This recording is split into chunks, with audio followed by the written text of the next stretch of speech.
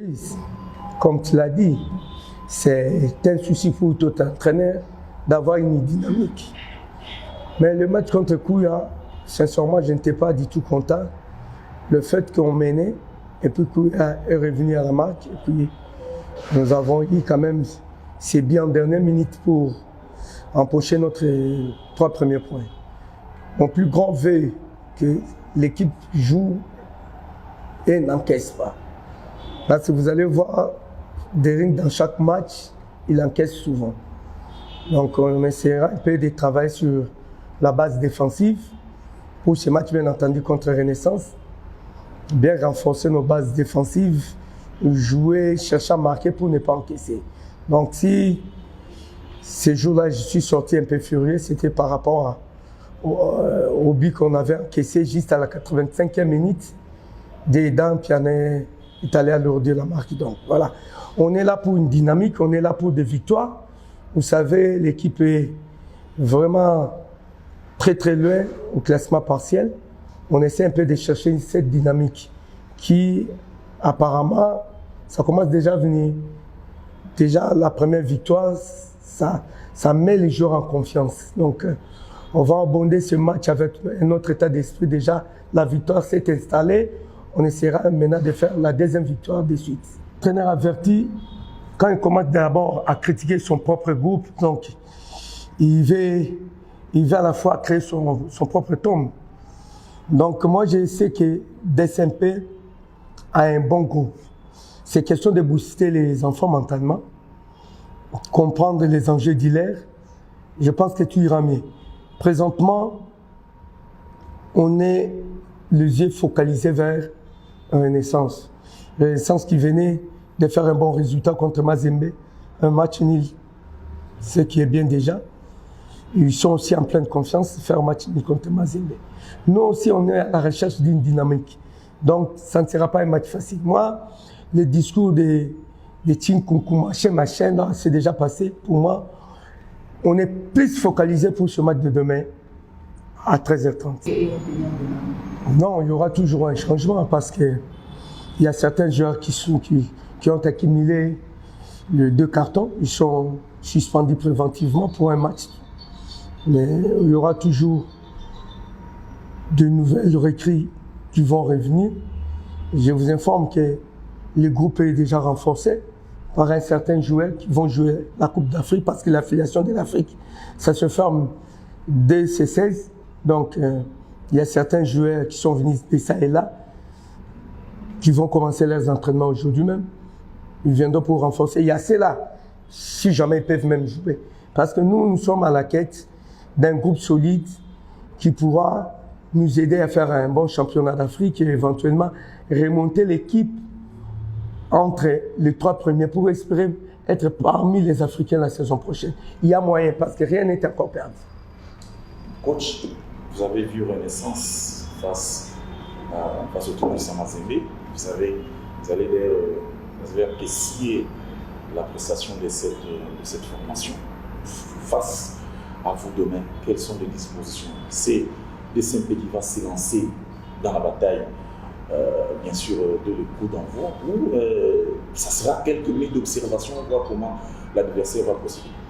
Moi, je ne pense pas qu'on aura le temps d'observer Renaissance. Moi, en tant qu'entraîneur de DSMP, j'ai eu la chance de jouer avec Renaissance quand j'étais chez JSK. Je connais au moins l'ossature et la manière de jouer de cette équipe. Donc, ça va nous permettre à bien gérer notre match du début jusqu'à la fin. Donc, il n'y aura pas un timing d'observation, un timing de gelé léger. On ira avec ce match à 100 lire. Espérons que nous allons marquer. Vous allez voir, DSMP marque toujours en première. Nous marquons toujours en premier. C'est déjà un point positif. Nous marquons en premier et c'est là avant le quart d'heure. Donc, on aura encore la chance de réitérer le même exploit que le match précédent. Donc, nous, à notre côté, on est vraiment très confiants qu'il faut impérativement gagner ces matchs pour se relancer à la course au classement partiel de la Ligue d'Afrique. Votre idée sera le message que vous allez leur transmettre. Mais à l'entrée du jeu, tous les joueurs des Saint-Peu le savent. Jouer contre Renaissance, c'est un derby. C'est les deux équipes presque de la même famille. Ils savent que ça c'est un derby. Quelle que soit la place où occupe Renaissance, nous n'allons pas les négliger. On n'a pas le temps de négliger Renaissance, c'est une grande formation de notre pays. En peu de temps d'existence, il a déjà joué la Coupe africaine. Donc, ça prouve à suffisance que c'est une grande formation que nous devrions impérativement respecter. Quant aux joueurs, comme je vous ai dit tantôt, nous devrions impérativement renforcer les groupes. Nous devrions avoir un groupe capable de jouer les interclubs de la CAF et éventuellement les championnats pour créer l'émulation, créer cette concurrence qui va booster certains joueurs qui semblent être bons mais un peu négligents dans la tête pour essayer de faire mieux. Je peux demander la charge sur... Pas du tout, pas du tout. Mais un entraîneur sur le banc peut souhaiter que son équipe perde. Je ne pense pas. D'ailleurs, moi, je ne suis pas de cette culture, s'il faut le dire ainsi. Moi, j'aime vraiment la victoire. Parce que chez nous, la défaite, c'est orphelin. Le tout va retomber sur moi. Moi, la manière dont on est en train de travailler, mes jeunes, c'est vrai, ça peut arriver, c'est un match de football. Mais nous osons croire que nous allons gérer ce match avec beaucoup de sérénité. Je vous ai dit, on a eu la chance de jouer, j'ai eu la chance de jouer avec Renaissance. Je connais les points forts et les points faibles de Renaissance. Mais contre des simples, je sais que Renaissance, ça sera encore une autre équipe du point de vue mental, du point de vue organisationnel, du point de vue physique. Ça sera une autre équipe de Renaissance qui sera sur le terrain. Nous aussi, nous sommes avertis. Donc, comme tu l'as dit, sous pression, moi je ne sais pas. D'abord, on sera sous pression pendant que les fanatiques ne seront même pas sur les gradins. Donc, je suis tant soit peu à l'aise. Je sais que c'est un grand club. Nous allons travailler pour empocher notre 6e point. Quand je dis 6e point, c'est en 2 victoires. Donc, nous allons faire notre 2e victoire. Nous sommes obligés de relancer notre chemin avant les interclubs de la CAF. Il ne faudrait pas que nos adversaires sachent que voilà, nous allons jouer avec une équipe qui est au bas du classement. Non, non. Nous allons faire tout avant les interclubs de la CAF d'être parmi les 5 points. Nous avons tous ces moyens. Nous avons le potentiel, nous avons un staff, nous avons des dirigeants. Ils vont mettre les moyens, je vous informe, à notre retour de l'Est, l'équipe sera internée jusqu'au dernier jour de notre probable déplacement en Côte d'Ivoire. Donc voilà, donc, on va travailler à l'arrache-pied, on va rester vraiment concentré pour gérer tous nos matchs qui nous restent. Une équipe qui joue les 8e de finale de l'interclub de la CAF, ce n'est pas la petite équipe. Nous, on va commencer à respecter tous nos adversaires. C'est avec Mimosa, Diable Noir et une équipe United, des histoires comme ça de Nigeria. On négligera aucune des équipes. Je vous informe d'ailleurs, le samedi, j'irai voir le match de Diable Noir en Brazza, bien supervisé.